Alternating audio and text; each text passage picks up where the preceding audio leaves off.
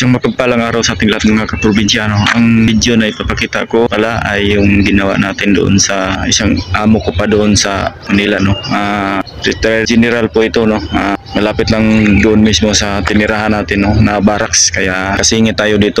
Kaya isang malaking pagkakataon at malaking tulong na rin sa atin, no, na nakapagtrabaho tayo doon para mapunan yung mga kailanganin natin. At yun ang pag-uusapan natin ngayon sa video na ito habang tayo ay gumagawa.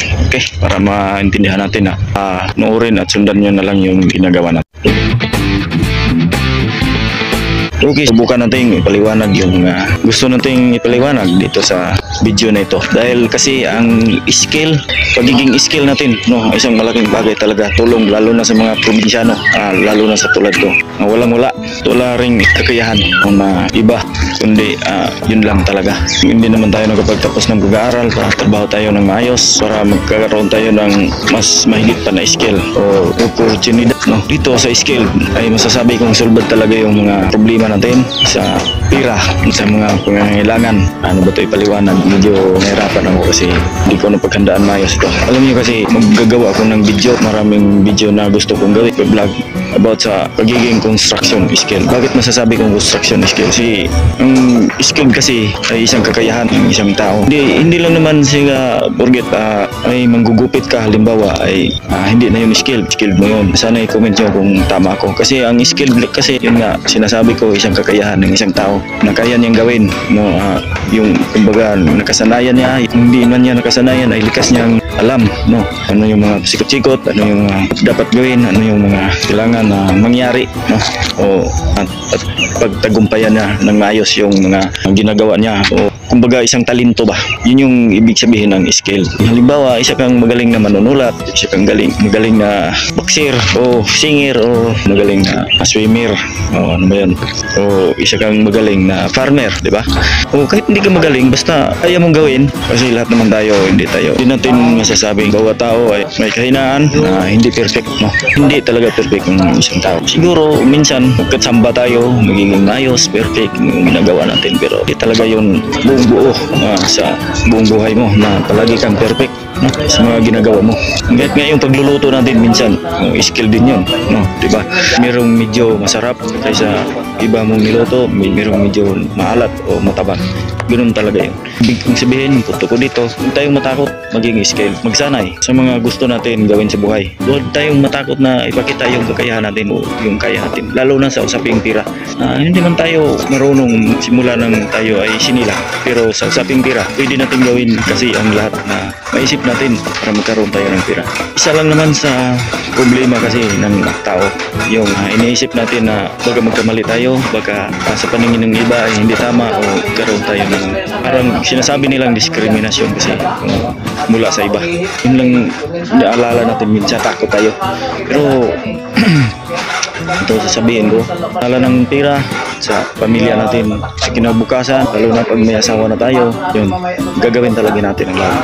So ngayon, ito yung ibig kong sabihin, ito yung ipapaliwanag natin. Ito yung pag-usapan natin sa skills construction.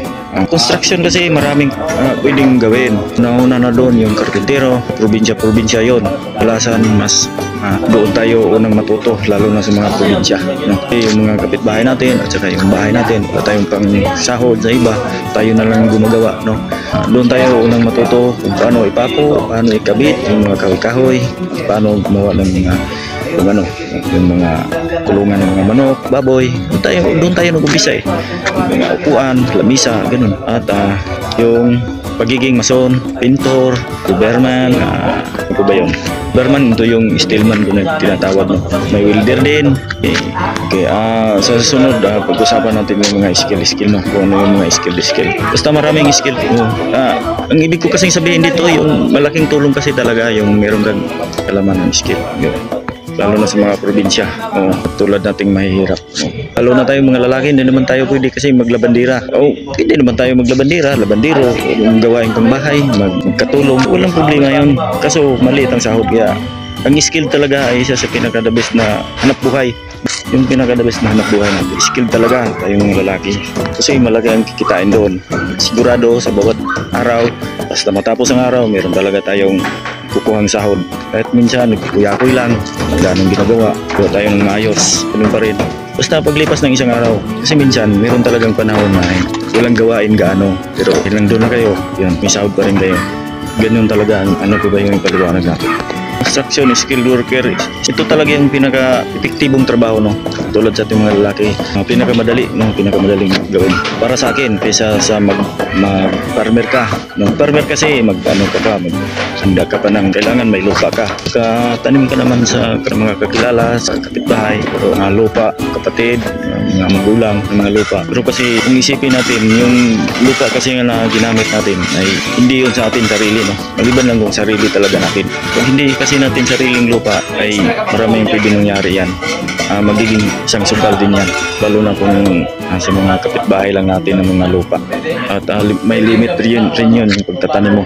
At hindi lang yan, pagtatanim kasi marami kang kailangan, yanda. Maraming lakas ang kailangan ibubuo dito.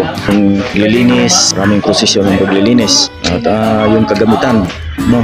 Katulad ng piko, itap, yung guna kung tawagin sa amin sa Bisaya. At hindi lang yun, yung pataba.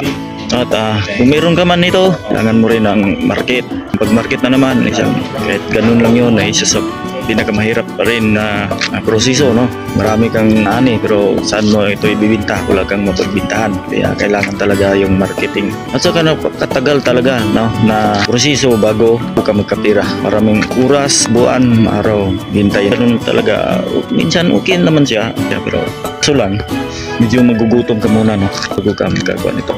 Pero kung wala ka namang ganong pangarap at inaalala masyado, pwede na rin yun. At isa rin sa mga farmer yung pag-alaga ng mga hayop. So ako sa totoo lang gusto ko talaga is farmer. Kaso lang yung kuha namin doon, yung bukid namin doon, dati bata pa ko, hindi talaga mabubuhay yung pananim kung walang pataba. Napakahirap talaga. So, saka yung galaga ko ng mga manok, sus, umuwak. Siguro mga, kala mo isang batalyon, araw-araw nandun. Kabang palagi. So, mahirap talaga. Saka magtanim ka, mayroon ding mga ayoko rin na kumakain. Napakahirap. So, ito, yung pinili kong profesyon, yung mag-skilled worker na lang talaga. Nga pala, gabi na dito. Yun, may mga ilaw na. Pero tuloy pa rin natin yung usapan natin. Sa dagat ka naman, yun, marami rin ng prosesyo. Kailangan mo ng bangka. Una, kung magaling ka lumangoy, pwede na walang bangka. Gilid-gilid, hindi mo naman mapupulot yung mga laman dagat doon sa mga gilid. Basta-basta, nandun naman sa ilalim mo. Galing ka sumisid, kasi yung utom, yung tawagin, ano ba yun sa Tagalog, yung utom, pigil hininga ba? Pusukin mo yung mga isda. Kaso, kung matatakotin ka, kung hindi ka naman mataas yung pigil ng hininga mo, yun. Tapos yung iba naman, nagkakargador na lang. Libor din ng kahoy. Napakahirap. Ang bigat. Tapos isang araw, kunti lang yung piro. Tapos ngayon kasi wala nang ang paglilibor ng kahoy. Dadakpin ka na ng diinar. Wala na. Makukulong ka pa, wala. Diba? Sa mga negosyo, kailangan ng punan, siyempre. Saka kailangan ng mas mataas na tiyaga, mas mataas na sakripisyo minsan. Kasi ako, yun, construction na lang talaga. At saka kung magdadrive din tayo, minsan may kita, minsan wala rin. Kasi, planasan ko rin yun. Tapos ko naman kung masira ang sasakyan, yun, problema mo rin. Hindi kasi problema lang ng mayari, problema mo rin. Mabala yung trabaho. Maliban lang ng sarili mo, sana sumubok akong magkaroon. Pero yun nga, tiniis ko yun ng 7 taon, nagda-drive. Mahirap din kasi mag-drive ng 4 wheels kasi kailangan mo na experience. Mag-a-apply ka pa lang, hanapin nila yon at saka siguruhin nila na talagang sapat na kakayahan. Kung wala, kasi kung galing ka lang sa bukid, taong bundok ka, ang tawagin, maliit na tao lang, siyang normal na mamayan. Wala ka talagang experience drive ng mga 4 wheels. No? Kaya ko lang dati, yung kariton. Yung sa motor nga, may kwento ko, nagsahod pa ako ng tao. Tsaka hindi pa siya pumayag nang hindi ako nakakuha ng lisensya bago ako tinuruan. Yung 4 wheels, wala na, hindi na ako naturuan nun. Kasi kung mag-aral ka, pwede naman, pero sabi nila mataas ng lubi at saka hirap kasi. Mag-aral ka, ano yung pirang pumapasok mo? Wala na, marami ang nakadepende. So yun, mga kaprobinsyano, no? Mahirap talaga. Siguro hindi natin may paliwanag lahat dito. Sana naintindihan natin. Ano pa ba yung mga skill na kailangan na hindi na tayo pumunta sa malayo para magtrabaho. Ito lang talaga ang skill na pinaka-epektibo. Nagkapira ka agad. Kapadala ka sa mga kailangan ng pamilya mo. Saka isa pa yung Panginoon kasi may paraan yun. Yung mga buhay natin nakatadhana na. Kung nakatadhana ka talaga na kasi mayroon naman mga iba doon. Bilis lang naman nakapag-drive kaagad ng mga 4 wheels. Lagi kasi ang kita ng 4 wheels. Sa hiruan ba? Kumbaga kung mga sasakyan na delivery, ganun, sa mga kumpanya, ganun. Minsan, yun nga, tulad ng construction, maglibor ka muna. So, ganyan lang mag-ano ng skilled, no? Kung ano yung gusto natin, kung tayo magsisimula, kahit sa maliit lang. Lumaki yun. Itiisin natin ng bawat bagay. Yun, may sasakyan. Saan ba galing yun? Okay, tuloy natin. Gabi na talaga. May ginagawa kasi ako kanina. Siyempre, naglaba, nagtahi. Tulog na rin para makaipon ng lakas para kinabukasan. Kasi liyo pala natin ngayon araw. Sana. Pero minsan, hindi sapat ang isang araw para gagawin natin lahat. Pero siyempre, ikapin pa rin natin para meron tayong hihintay na anihin sa sunod tulad nito. Okay, medyo gabi na. Ano ba yung kailangan natin ipaliwanag? Medyo mataas na rin siguro yung video natin. No? Basta sa susunod, bakit ginawa ko tong video na ito? Hindi na kasi ako makagawa ng mga video ng paano gagawin at anong ginagawa natin no, sa construction. Kasi unang-una mahirap dito mag-video. Nasa kumpanya tayo at saka bawal dito mag-video para kung ano yung mga ginagawa natin. Okay lang mag-video, pinaka-okay doon yung mga residential. Kung papayag naman yung mayari. Pero kung hindi, salamat pa rin tayo yung mga video natin doon. Kahit paano, pinayagan tayo ng mayari. Sana nasundan niyo yung video natin. Ano yung mga ginagawa natin doon, paano gawin. Ito, tuloy pa rin yung video natin. Yung skill kasi, yung lalo na kung wala kang pinag-aralan, gaano. Kasi kahit high school ka pa, hindi ka naman makapagtrabaho ng opisina. Lalo na kung yung utak natin ay saktong-sakto lang talaga. Kabasa ng metro, kabasa ng mga plano, hirap tayo, di ba? Kabasa ng mga nakasulat doon. Ganun lang yung utak na. Di tayo ganun kagaling. Kaya dito sa construction, talaga yung sakto, di ba? Ganun pa tayo kagaling. Basta wala tayong may pakita. Natapos natin yung sinasabi nila, lalo na yung sinasabi nilang degree. Tayong mga lalaki, construction lang talaga yung nagka-the best. Hindi ko naman sinasabing construction tayo lahat. Hinihimo ko kayong mag-construction. Pero alam ko kasi yung mga mahihirap doon, tulad ko, yung mga nasa probinsya na nag-isip kung ano yung pinakagandang hanap buhay para makatulong sa pamilya. Yung mga binata pa, yung mga may asawa na, di ba? Dito sa construction talaga. Ano ba ang kailangan para magiging construction skilled? Ano ba yung mga dapat nating gawin? So, ito yon. Ito yung pag-usapan natin sa susunod na video. Ano yung mga simula? Ano yung mga unang hakbang ba para magiging skilled tayo? Kasi ako, naglibor ako dati kasi una wala akong gamit. Pero yung mga trabaho ng skilled, kaya ko, sa totoo lang. At naniwala rin ako, yung mga iba dyan, tulad ko rin. Kahit hindi nakaranas ng skilled, basta may gamit sila at saka may maniwala sa kanila at may magtitiwala. Yun, kaya rin nila yun.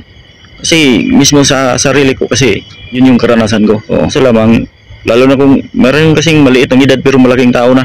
Kaya isa rin sa malaking advantage rin na pagkatiwalaan tayo. Galing ka tapos maliit ka pa. Alam mo, kaya mo pero hindi kulang ka sa karanasan tapos maliit ka pa. Yun, isang masasabi natin balakid din. Medyo alanganin tayo doon.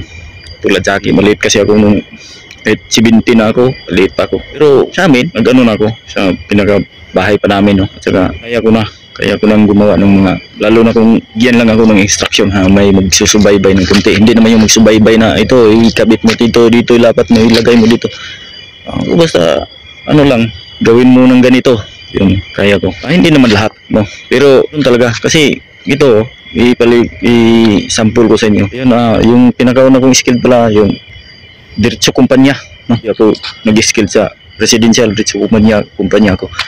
At yung mga kasama ko doon, mas marunong pa ako sa kanila. Kaya doon ko nasasabi na kailangan natin na tatagan yung loob natin. Saka huwag tayong matakot. Kailangan tanggapin rin natin yung mga yung nasa paligid natin. Halimbawa yung mga pagkukutya ngayon, yung pagmamaliit sa atin. Kailangan talaga ibaba natin yung pride natin, mga ano-ano pa doon.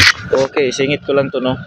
Yung skill, yung kakayahan ng tao, yung mga ginagawa natin, yung mga kaya natin gawin. Yung skill naman, tayo yun, gawa, yung tao, kumbaga sa kalabaw. Yung kalabaw yung skill, tapos yung skill ng kalabaw, yung pagdadaro ba, at pagbubuhat ng malaking, bigat ng mga bagay. Okay, kasi yung mga sinasabi natin doon ay parang nagkabaliktad-baliktad na yung iba. Hindi ko na inulit kasi nahirapan ako, no. Iulit pa natin, matagal na.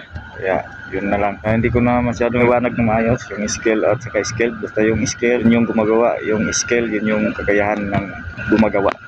Okay, yung mga ginagawa natin, yun yung skill. So medyo mataas lang yung video natin ngayon, pero sa sunod, dahil wala na tayong ginagawa, paliwanag na lang ng kunti-kuntiin ko lang. Huwag kayong mag-alala, no? Sana tayo intindihan at baybayan niyo ako sa aking YouTube channel. Salamat At sana mag-like kayo, mag-share at mag-subscribe na rin. Okay, sa susunod, ang unang hakbang, paano tayo magiging instruction skill worker. Salamat, ito ang Fuldan Mix TV.